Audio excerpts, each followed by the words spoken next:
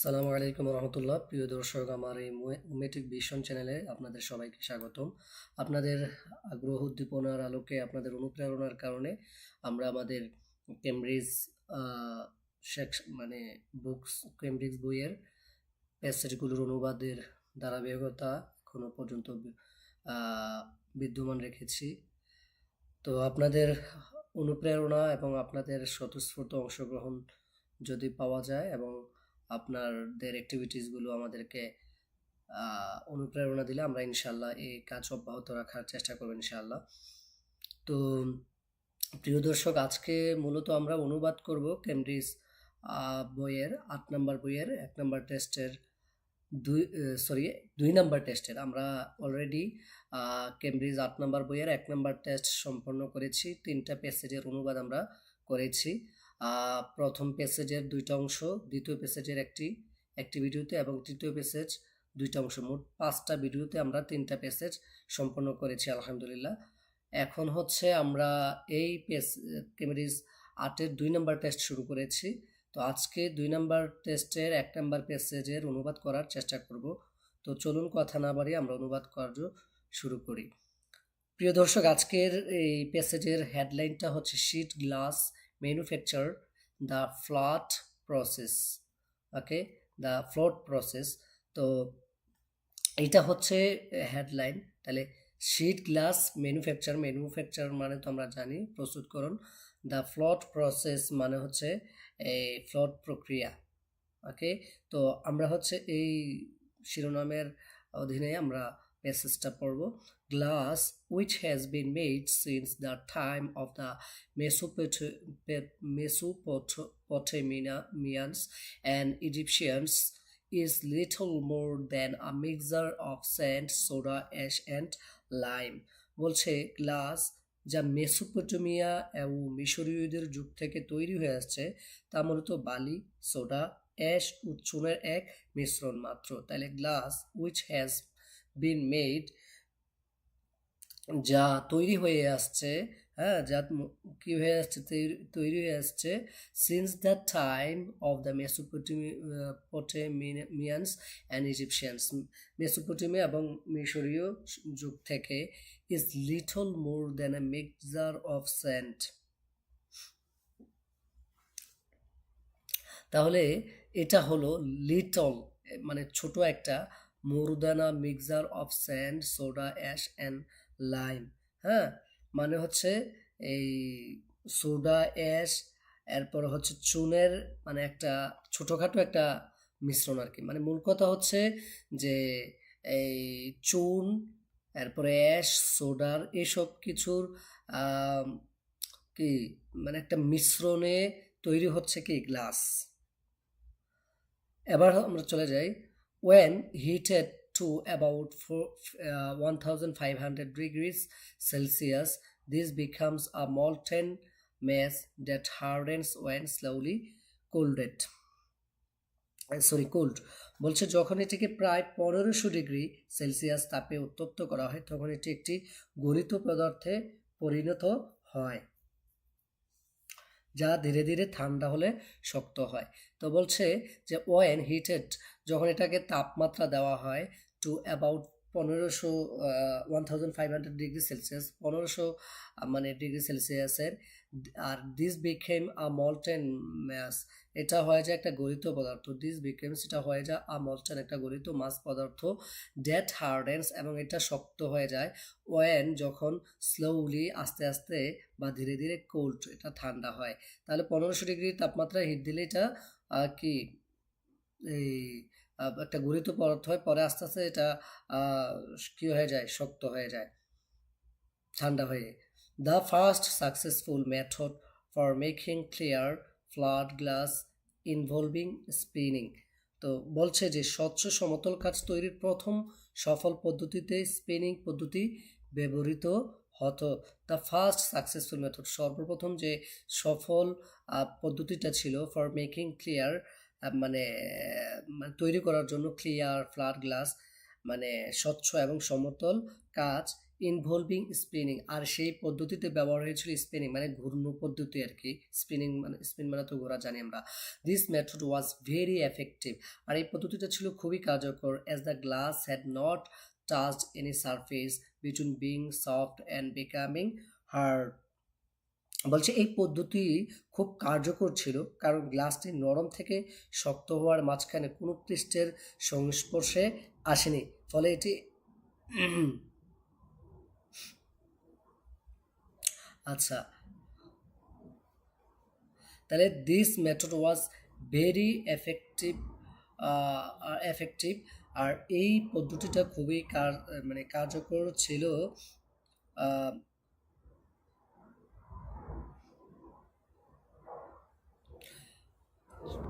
S যেহেতু বা কারণ যেহেতু আহ, বা যেহেতু the glass had not touched মানে গ্লাসটা সংস্পর্শে আসেনি, গ্লাসটা কি আসেনি, সংস্পর্শে আসেনি,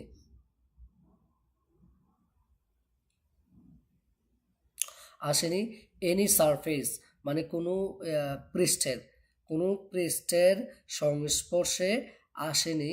হ্যাঁ, between being soft and becoming hard মানে হচ্ছে এই শক্ত হওয়া এবং হচ্ছে কি নরম হওয়ার মাঝখানে। তাহলে বলছে this method was very effective, এই পদ্ধতিটা ছিল খুবই কার্যকর।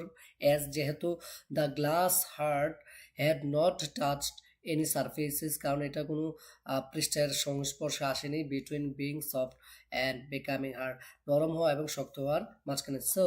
তাই it state it state perfectly un unblemished with a fire finish.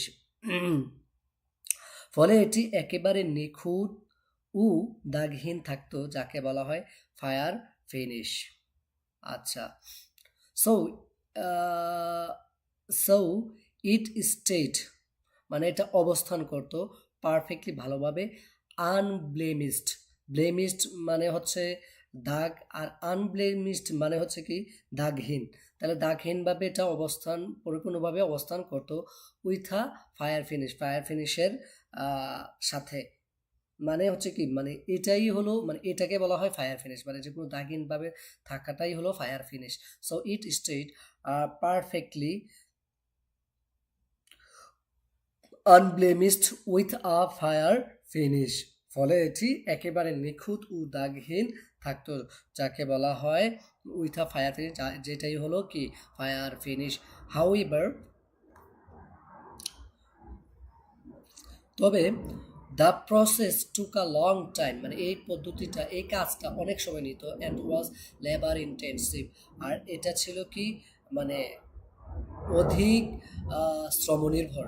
আর এই কাজটা ছিল অনেক সময় ব্যক্তি এবং হচ্ছে অনেক শ্রম নির্ভর। নেভারদিলেস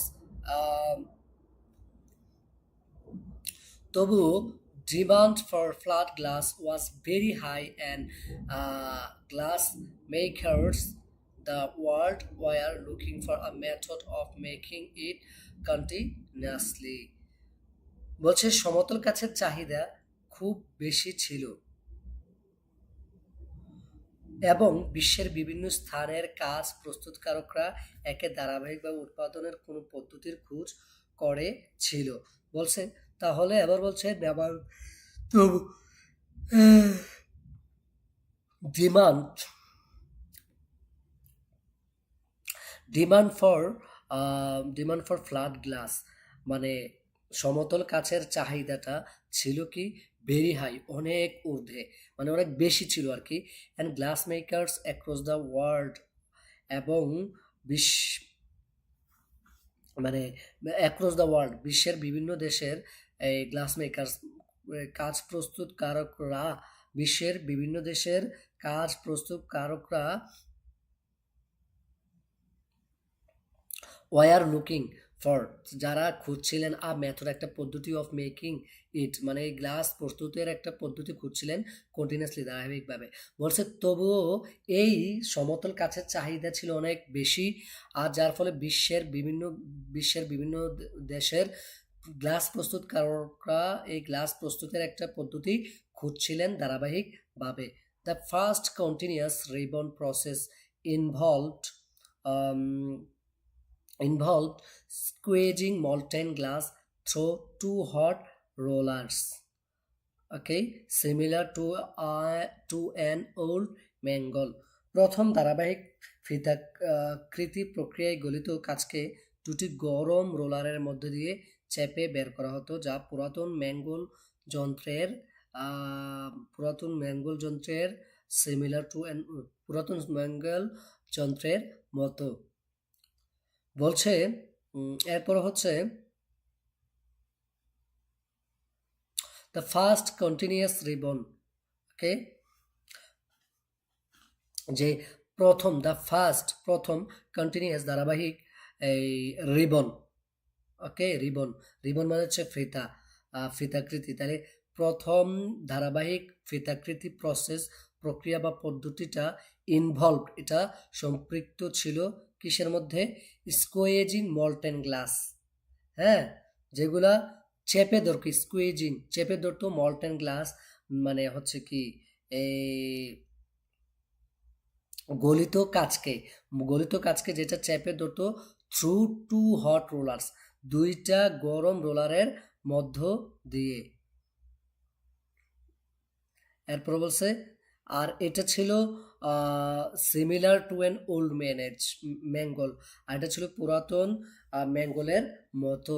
তাহলে বলছে দ্য ফার্স্ট সাকসেসফুল দ্য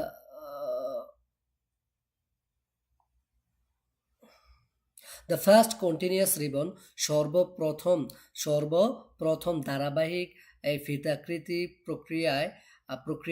প্রক্রিয়াটা সম্পৃক্ত ছিল যে স্কুয়েজিং, যেটা কি করতো মানে চেপে বের করতো মল্টেন গ্লাস গলিত কাচকে থ্রু টু হট রোলার্স, দুইটা গরম রোলারের মধ্য দিয়ে, সিমিলার টু অ্যান ওল্ড ম্যাঙ্গল, যেটা পুরনো ম্যাঙ্গল যন্ত্রের মতো। দিস অ্যালাউড, এটা মানে অ্যালাউ করে বা অনুমোদন করে বা সমর্থন করে glass of virtually any thickness to be made non-stop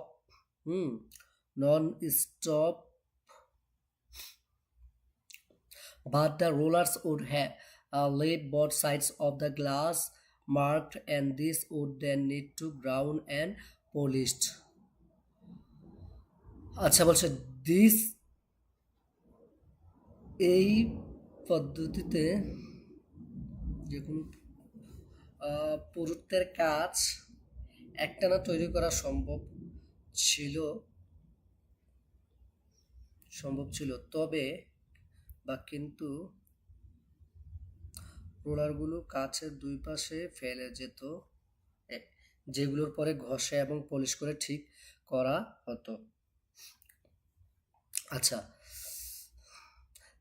তাহলে this allowed glass of virtually,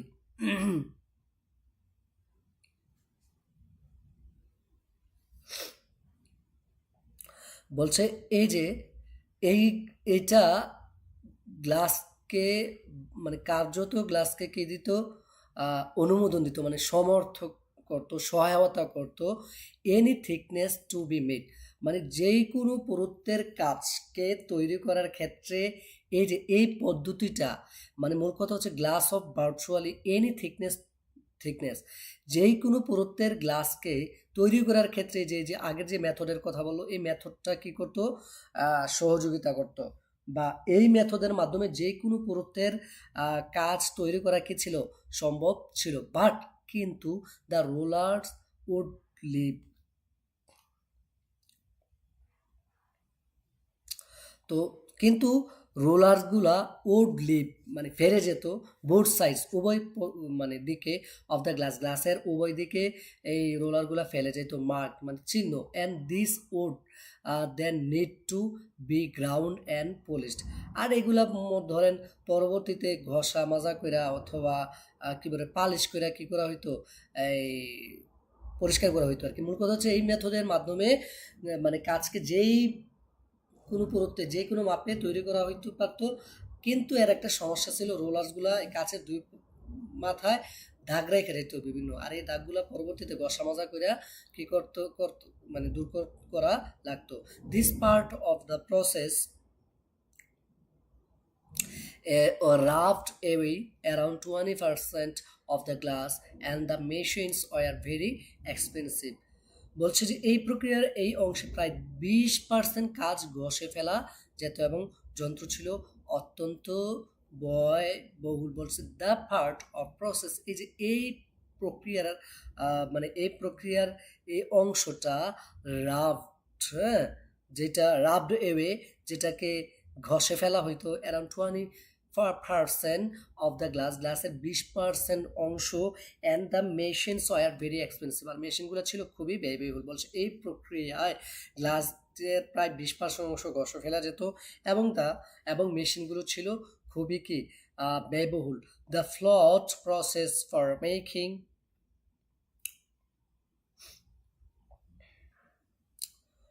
The flawed process for making flawed glass was invented by Alistair Pilkington.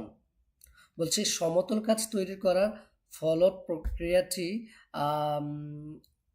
আবিষ্কার করেন হচ্ছে এলিস্টার প্লিংটন।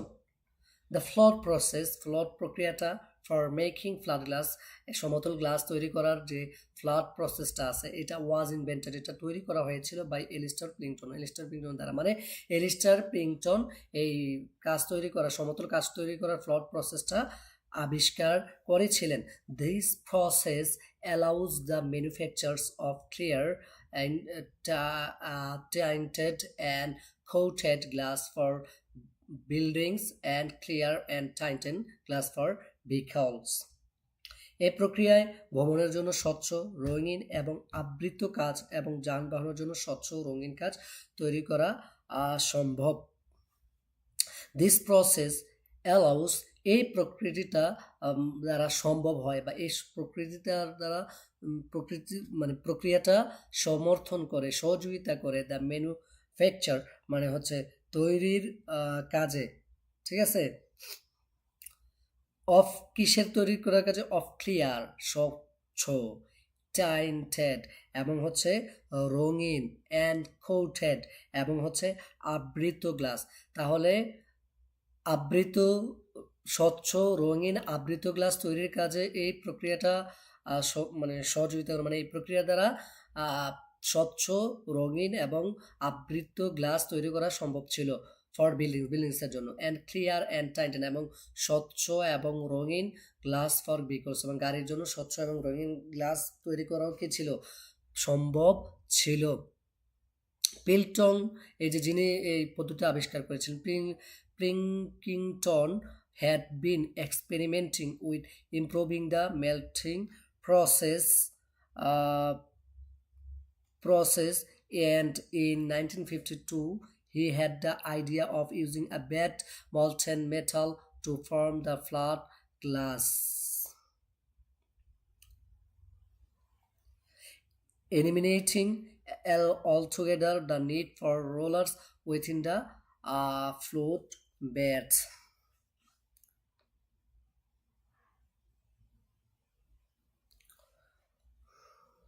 আচ্ছা, এটা একটু বড় হয়ে যাচ্ছে। তাহলে দিস প্রসেস এবার গেল যে প্লিংটন হ্যাড বিন এক্সপেরিমেন্টিং, মানে প্লিংটন কি করে যাচ্ছিল, পরীক্ষা, এক্সপেরিমেন্ট মানে আমরা জানি পরীক্ষা চালিয়ে যাচ্ছিলেন with improve the melting process, মানে এই গ্লাস গলানোর যে প্রক্রিয়াটা আছে এটার উন্নয়ন করার জন্য তিনি পরীক্ষা চালিয়ে যাচ্ছিলেন। And in 1952 he had the idea of using a bed of molten metal. আর 1952 সালে তিনি একটা কি পান, 1952 সালে he had the idea, তিনি একটা পদ্ধতি পান, তিনি একটা ধারণা পান বা আইডিয়া পান।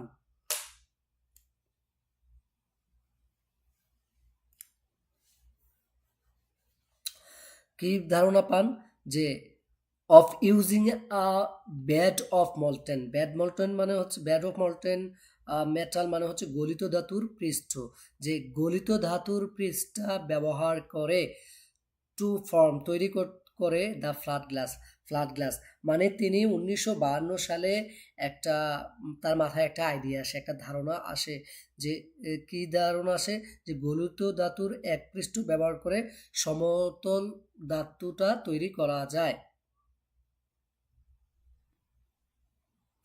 eliminating altogether the need for এবং তো eliminating যেখানে দূর করে দেয় all together, হ্যাঁ, all together the need for the rollers মানে মানে সব রোলারকে দূর করে দেয় আর কি, হ্যাঁ, rollers within the flat bath মানে ফ্ল্যাট বাথের মধ্যে যত ধরনের রোলার প্রয়োজন হইতো সব রোলারকে দূর করে দেয়। তো বলছে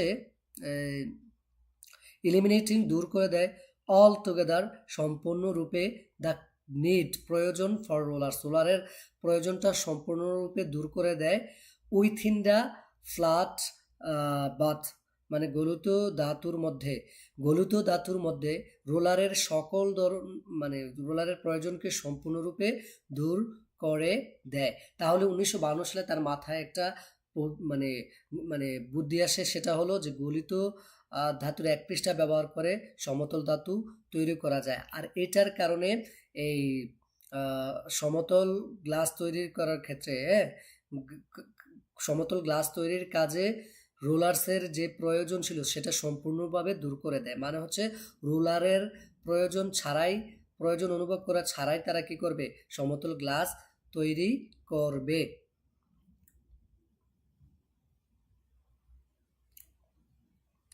এবার বলছে the metal had to melt at a temperature less than the hardening point of glass, about 600 Celsius, but could not boil at a temperature below the temperature of the molten glass, about 1500 Celsius.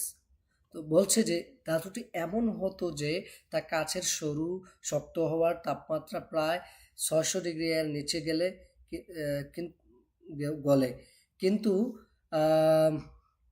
গলিত গাছের তাপমাত্রা 1500 degree এর নিচে ফুটে না উঠে। বলছে the metal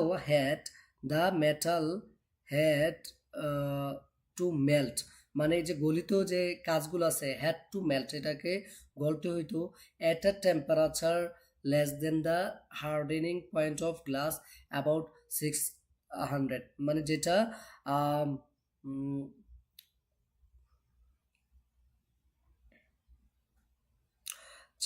যেটা গলতে হইতো যেটা একটা টেম্পারেচার মাত্রা ছিল লেস দেন মানে 600 মানে 600 ডিগ্রি এর নিচে, ঠিক আছে, 600 ডিগ্রি এর নিচে, than the hardening point of glass যেটা মানে এই তাপমাত্রায় মানে কি বলে কাজ শক্ত হওয়ার যে তাপমাত্রা আছে 600 degree, the hardening point of glass about 600,000 মানে 600 সেলসিয়াস মানে হচ্ছে কাজটা হার্ডেনিং শক্ত করে, যেটার তাপমাত্রা ছিল 600 ডিগ্রি, তাহলে বলছে কাজ শক্ত হওয়ার যে তাপমাত্রা 600 ডিগ্রি তার চেয়ে আরো কম হতে হবে, ওই কম তাপমাত্রায় কাজটা মানে কি করে গলে, ওই তাপমাত্রা গলে মানে 600 ডিগ্রির নিচের তাপমাত্রায় কাজ গলে, ঠিক আছে। এবার হচ্ছে but could not boil at a temperature below the temperature of the molten glass, about 15,000.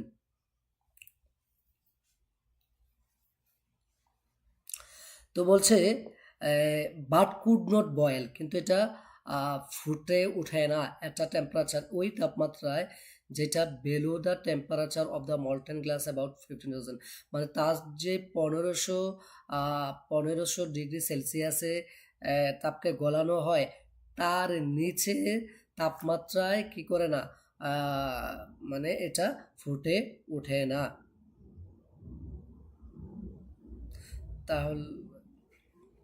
The float process for making flat glass was invented by Alistair Prington. এটা তো বলছি যে flat process for making flat glass, এটা তো ওইটা তো পরেই গেল ফেলছে। আচ্ছা, the rest of the concept The rest of the concept relied on gravity, which guaranteed that the surface of the molten metal was perfectly flat and horizontal. এই পদ্ধতির বাকি অংশ নির্ভর করে মধ্যাকর্ষণের উপর, যা নিশ্চিত করে যে গলিত ধাতুর পৃষ্ঠ একদম সমান এবং মানে কি ছিল, সমান এবং হরিজন্টাল ছিল, মানে অনুভূমিক ছিল।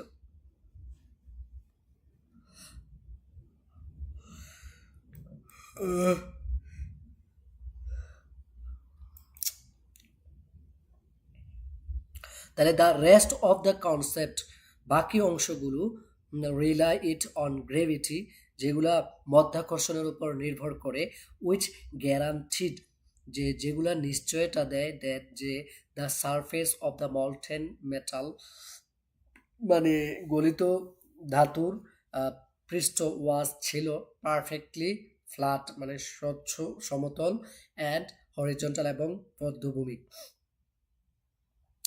তাহলে বলছে এই যে বাকি যে কনসেপ্টগুলো ছিল, ধারণাগুলো ছিল, এগুলা নির্ভর করে মধ্যাকর্ষণের উপর, গ্র্যাভিটির উপর, আর সেটা নিশ্চয়তা দেয় যে গলিত ধাতুর পৃষ্ঠগুলো পরিপূর্ণভাবে কি থাকবে, সমতল এবং হরিজন্টাল থাকবে, ফ্ল্যাট এবং হরিজন্টাল থাকবে, সমতল এবং মধ্যভূমি, মানে কি বলে, সমতল থাকবে আর কি, কোনো বাঁকা চাকা থাকবে না। আচ্ছা, consequently when pouring molten glass onto the molten tin, the underside of the glass would also be perfectly flat. ফলে যখন গলিত টিনের উপর ঢালা হয়, তখন কাচের নিচের দিকটিও একদম সমান হয়ে যায়।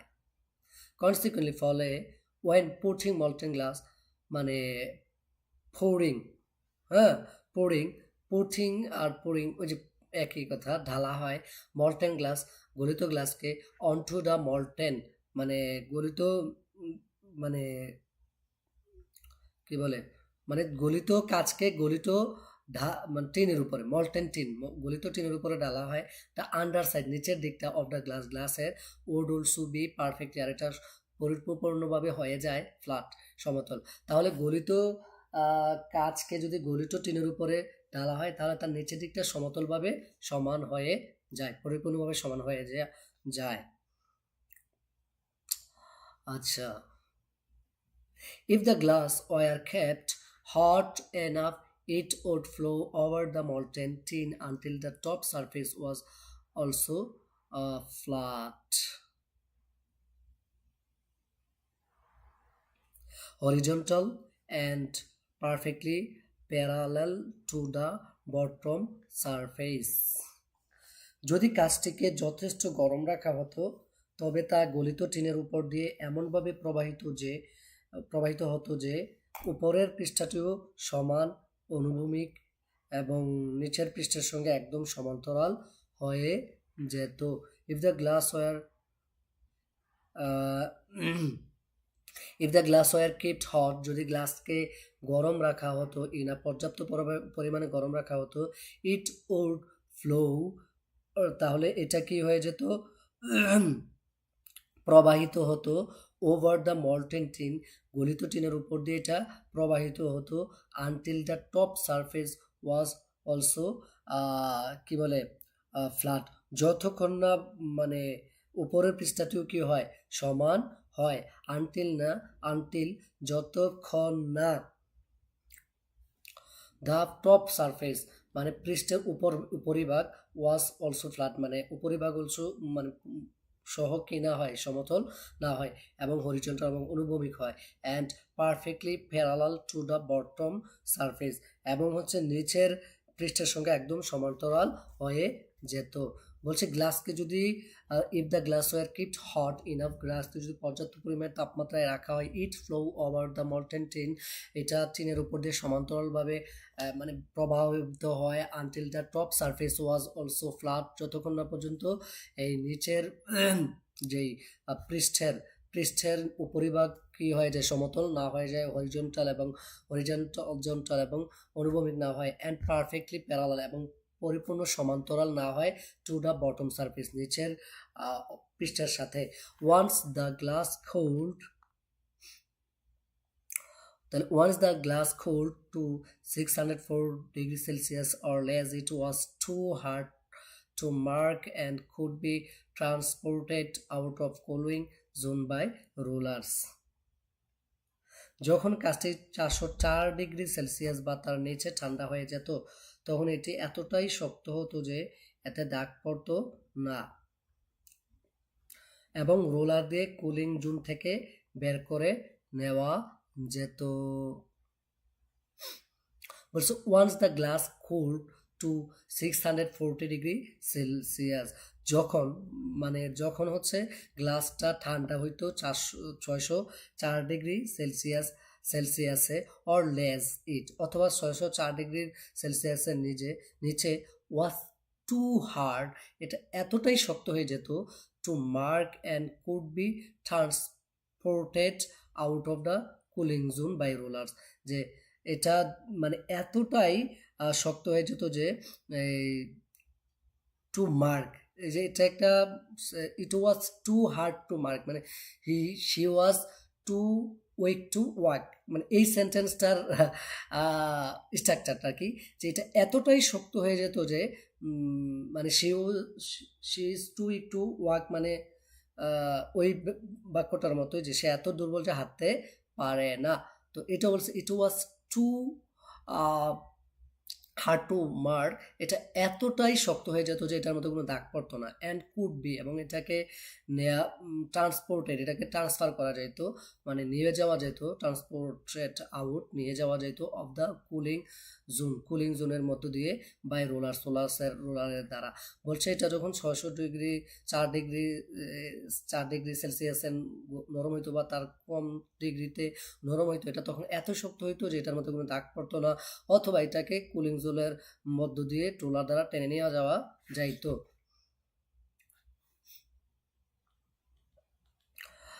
The glass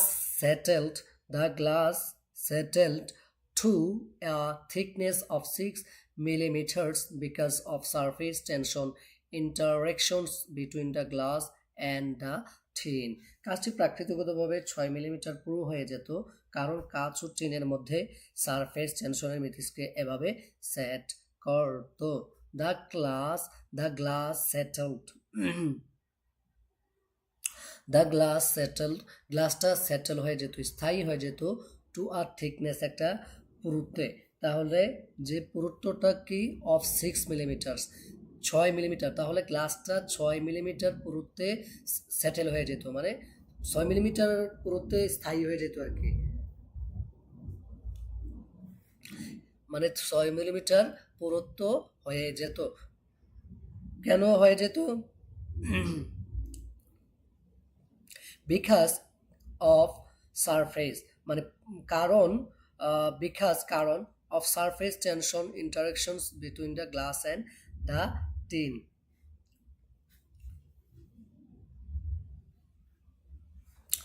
বলছে সারফেস, কারণ হচ্ছে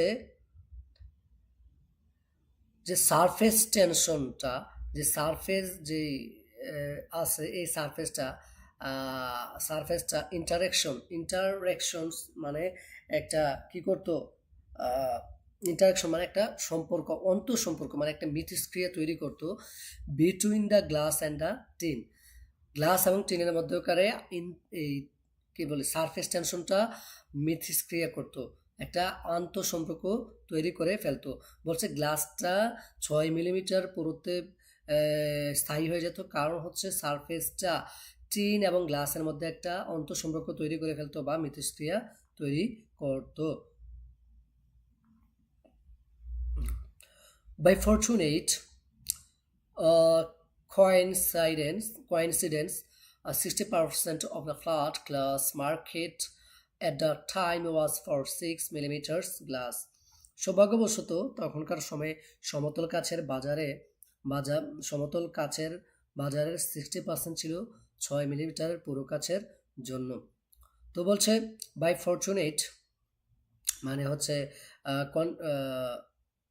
কি বলে কোয়েনসিডেন্স, সৌভাগ্যজনক বিষয় আর কি, এক কথায় যেটারে আমরা বলি বাই ফরচুনেট কোয়েনসিডেন্স, সৌভাগ্যজনক বিষয় হলো যে 60% of the flower glass market মানে সমতল গ্লাসের বাজারের 60% অ্যাট দ্য টাইম ওয়াজ মানে সেই সময়কার মানে সমতল গ্লাসের বাজারের 60% ওয়াজ ছিল ফর 6 মিলিমিটার গ্লাস মানে 6 মিলিমিটার গ্লাসের জন্য।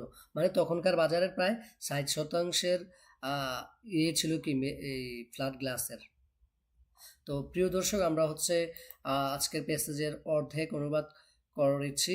আমরা আমাদের দ্বিতীয় অংশে এর বাকি অংশ অনুবাদ করার চেষ্টা করব ইনশাআল্লাহ। তো আজকে এই পর্যন্তই। আসসালামু আলাইকুম ওয়া রাহমাতুল্লাহি ওয়া বারাকাতুহু।